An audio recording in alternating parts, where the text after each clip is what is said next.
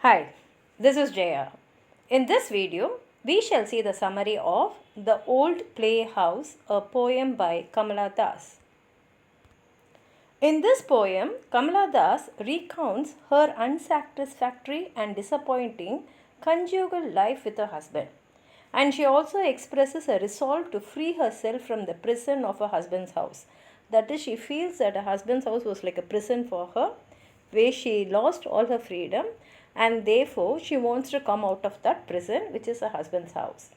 And she compares herself to a swallow, and she compares her husband to a captor, and she says that her husband wanted to tame her and keep her under his control, and for this he used the power of his lovemaking. He wanted her not only to forget all the comforts she might have enjoyed in a parental home, but at the same time, he also wanted her to forget her very nature and her innate love of freedom, and for that, he kept her in a state of subjugation.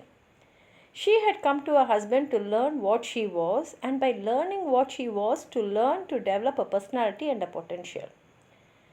She was married when she was only 15, but her husband did not make it possible as he was a self centered man. His egoism prevented him from letting her learn anything except his own nature and disposition. That is, all she learnt in her married life is what type of a person her husband was and what was it he needed to make him happy. And he certainly made love to her and was pleased with the response which she gave. He was gratified by the tremors of her body when he made love to her. But at the same time, he failed to understand that her response was purely physical and superficial. But she never experienced oneness of feeling with him. That is, she never loved him. She could never feel an oneness with him. And he had no notion of what love and affection meant to a wife, because a wife will expect not only the physical relationship but also love, but he never understood how to give that love to her, and he merely thought of her as a sex partner and only a housewife who will do all the work for him.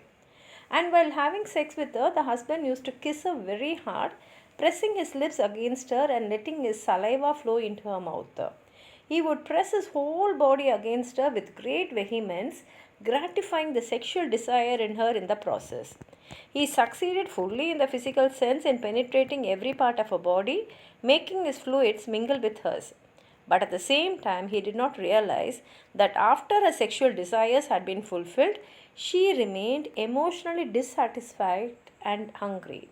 In the emotional and spiritual sense, he was a complete failure, as it never occurred to him that his wife also needs emotional and spiritual fulfillment. She would put saturin tablets in her husband's tea and give him vitamins at specific times. Her husband was a hard taskmaster.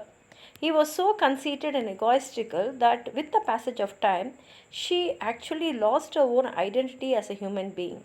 And in fact, she became a slave to his wishes and whims. Eventually, she felt that her own personality, instead of developing, was reduced in stature almost to nothing. She even lost her own will and her thinking faculty. She mumbled incoherently whenever he asked her something. This began to jar, and the poet started longing for the life before her marriage. She felt suffocated in her husband's house, in which his room was always lit by the artificial light of electric lamps and the windows were always shut. Even the air conditioner in his room provided no relief to her, a feeling of suffocation. That is, even the house itself was making her to suffocate. And the house reeked of her husband's masculine breath. Even the flowers placed in vases seemed to have lost their natural fragrance and acquired the odor of her husband's sweat. She no longer heard the singing of the birds outside. She began to feel that her mind was like an old and forsaken theatre hall, which was no use at all hereafter.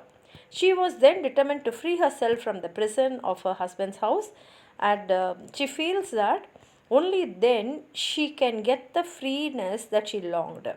That is, she longed to free herself from her loveless life of domesticity, because all what she was expected to do in a house is, that is in a husband's house, is only to do the housework and to satisfy him sexually. And a husband is physically strong, and like a strong man, he always uses the same technique of keeping his wife physically and sexually satisfied by denying her the love and emotional fulfillment which she desperately needed. and this was actually killing her slowly. She compares herself to a narcissus who was in love with his own reflection that he saw in a pool of water, which subsequently haunted him, causing him agony and headache as he could not enjoy a sexual union with himself. She is tortured by the intensity of her desire for love that she never got from her husband. It is only by obtaining a release from her husband's tyranny that she can end this torture. This release may be obtained through suicide if no other way out can be found. Now let's read the poem.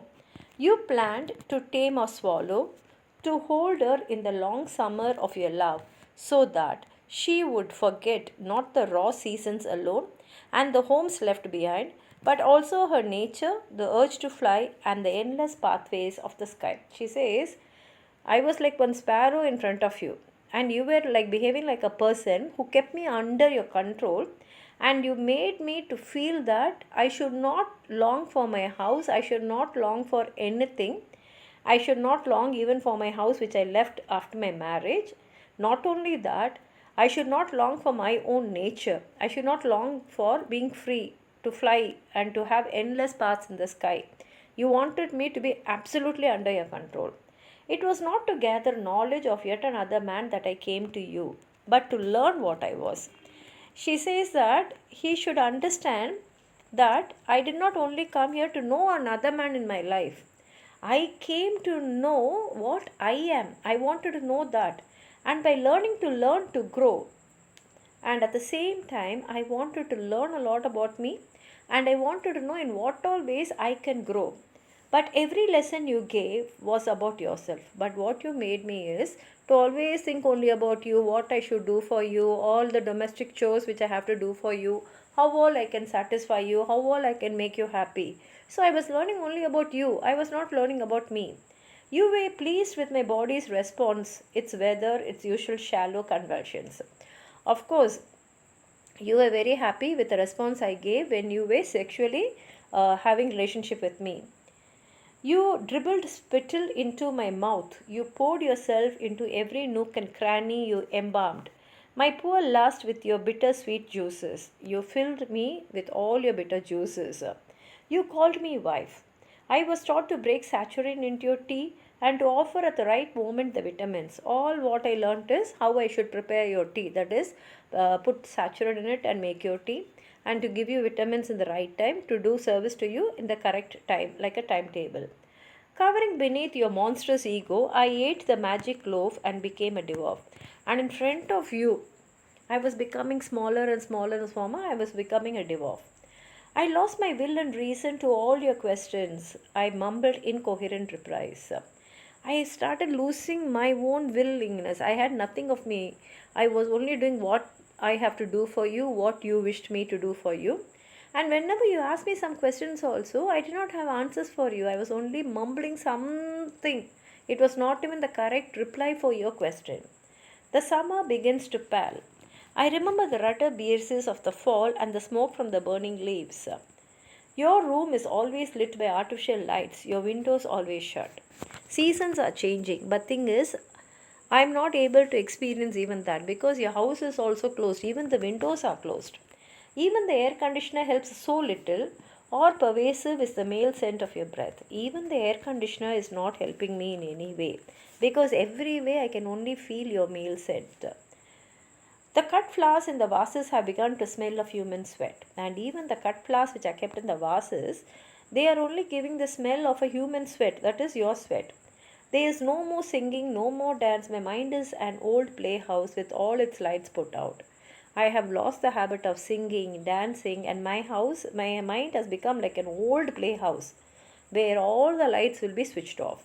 The strong man's technique is always the same, and you are a strong man, physically a strong man, and all the strong man's technique are always the same. He serves his love in lethal doses. You are giving me love in a poisonous way.